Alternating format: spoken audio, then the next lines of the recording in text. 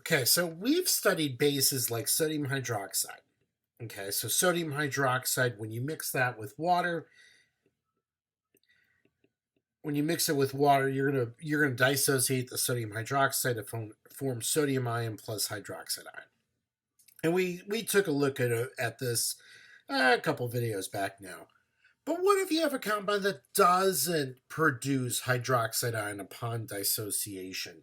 Like, for instance, what about ammonia, NH3? Now, we had to define this in terms of a Bronsted-Lowry acid base. So if ammonia is a base and reacts with water, in this case would be an acid, this would set up an equilibrium that would form NH4 plus, okay, and then OH minus. So the water from the acid pulls one of the hydrogens from the water is going to be pulled in by the nitrogen to give you NH4, and then you're going to be left with that OH minus. So if we were to write if we were going to write a equilibrium expression for this reaction, Kc, that would be the concentration of, oops, I made a mistake. Not NH, I meant NH4 plus, the concentration of NH4 plus times the concentration of hydroxide ion divided by the concentration of ammonia times the concentration of water. Now, we know that the concentration of water is constant, so we're going to have to multiply both sides by water, by the concentration of water. Now, the last time we did this, that's how we got our Ka expression, okay? Now, because we are missing H3O plus in the expression, we only have hydroxide ion, that gives us a new dissociation constant, which we call Kb, okay? Kb is called the base dissociation constant or the base ionization constant, whichever way you want to call it. But the Kb for this reaction would be the same thing as Kc, you're just missing the water. Okay, so that would be the concentration of ammonium ion times the concentration of hydroxide ion divided by the concentration of ammonia. Okay, all right, so that's it. That's Kb. All right, so let's try another one. Let's try methylamine. And methylamine has this structure, CH3NH2. Okay, so if we react methylamine with water, again, methylamine is going to be your base. Water is going to be your acid in this time. So if the base is going to pull a hydrogen from the water, you're going to form methylammonium ion, CH3NH3 plus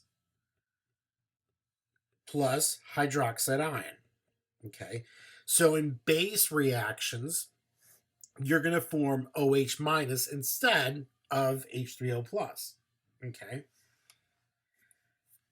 so if we're going to form, so in this kind of a reaction, if we write the Kb expression, Kb would be the concentration of the methylammonium ion, okay, times the concentration of hydroxide ion divided by the concentration of methylamine. Okay, and this value is going to be, the Kb value is going to be 3.7 times 10 to the minus fourth, and these are values that you would look up in a chart, not a problem. Okay, the reason why I'm given that value, we're writing that value down, is we're going to need that in about a minute. Okay, so here's our problem. Based on what we just did, we want to find the pH and the concentrations of all species for a 0.2 molar solution of methylamine. All right, so what we're going to do, let's, again, the way we're going to approach this problem just like we approach the weak acid problems. Start with the equation. So I'm going to write the methylamine equation that we just did. So methylamine plus water is in equilibrium with methylammonium ion, okay, and hydroxide ion. And these are all aqueous except for water, which is liquid. Initially, you know that the concentration of methylamine is 0.20 molar, and the concentrations of the products are 0. The change, you know methylamine has to go down since that's your reactant, and the others have to go up by a certain amount X. We don't know that yet. So at equilibrium, the concentration of methylamine would be 0.20 minus X. Concentration of methylammonium ion would be plus X. And then the concentration of hydroxide ion plus X. Okay. So we know our Kb expression, which is going to be the concentration of methylammonium ion times the concentration of hydroxide ion divided by the concentration of methylamine. So that would be X, the concentration of methylammonium ion, times X, which is the concentration of the hydroxide ion, divided by the concentration of the methylamine, which is going to be 0.20 minus X. And this is going to be all equal to 3.7 times 10 to the minus 4th. Okay. Now, what we're going to do is use the approximation. So we're going to assume that X is going to be so small that it's not going to change. It's not going to change that initial concentration all that much. So if that's the case, we're going to get X squared. So X times X divided by 0.2X. 0.20X is equal to 3.7 times 10 to the minus 4. Okay. So then we want to multiply both sides by 0.20, so that way we get X squared by itself. So X squared is equal to 3.7 times 10 to the minus 4th times 0.2. And so X squared becomes, that's equal to, if we take the, let me get my calculator out for this. So if we get 3.7 times 10 to the minus 4th times 0.2, that's going to give us a value of 7.4 times 10 to the minus 5th. And then we're going to take the square root of that value. So that way X is going to be equal to 8.6 times 10 to the minus 3rd. Okay. All right. So the question's asking for find the pH and the concentration of all species. Well, we know that the concentration of hydroxide ion is going to be equal to 8.6 times 10 to the minus 3rd molar. And the concentration of methylammonium ion is going to be the same. 8.6 times 10 to the minus 3rd. Okay. And the concentration of methylamine, CH3NH2, that's going to be 0.2 minus 8.6 times 10 to the minus 3rd, which is going to give us a value of about 0.191 molar. So it doesn't change a whole lot. Now we should, before we get any further, let's verify that that is the approximation held. So if we take our value 8.6 times 10 to the minus 3rd molar divided by 0.20 molar and then multiply that by 100%, that number should be right in our 5% limit. Okay, times 100. So that gets us about 4.3% dissociated. So our approximation still holds. Pretty good. All right. Last thing we got to do is solve for the pH. You have OH minus.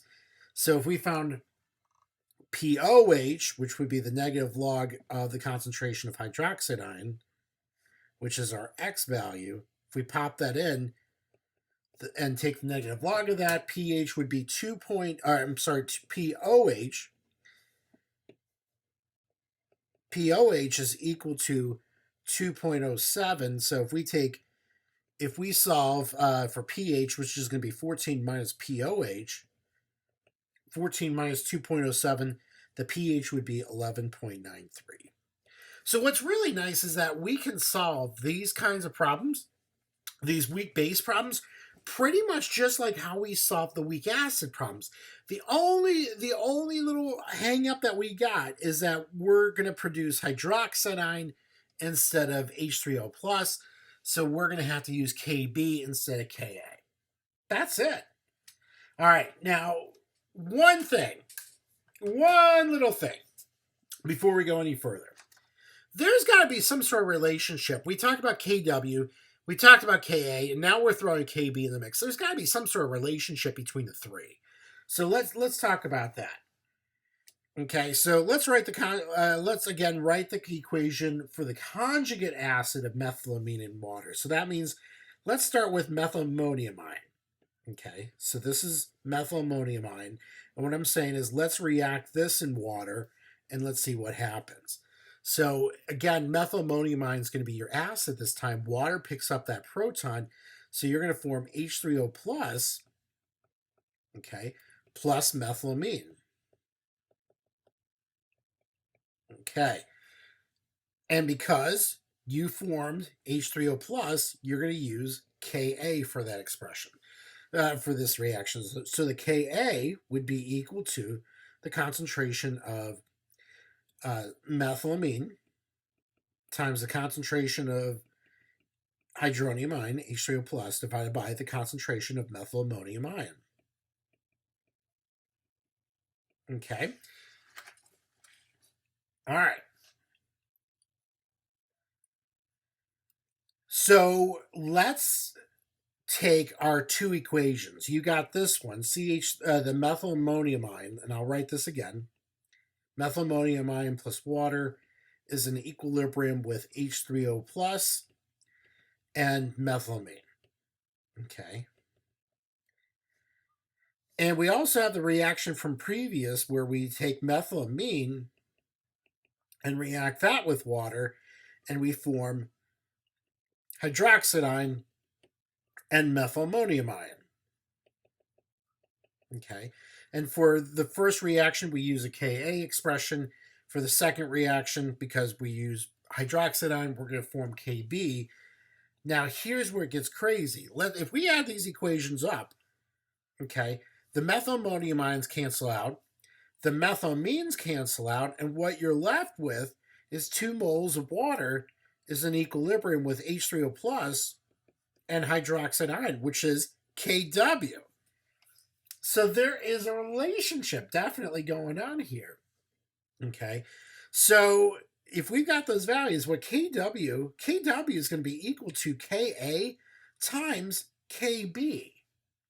And so if you know Ka, you can already solve for Kb if you needed it. Okay, so for instance, you're given Ka, or you were given Kb for this reaction.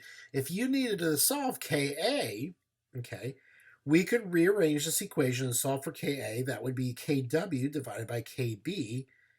Now, from the previous problem, that value was 3.7 times 10 to the minus 4th for the Kb value.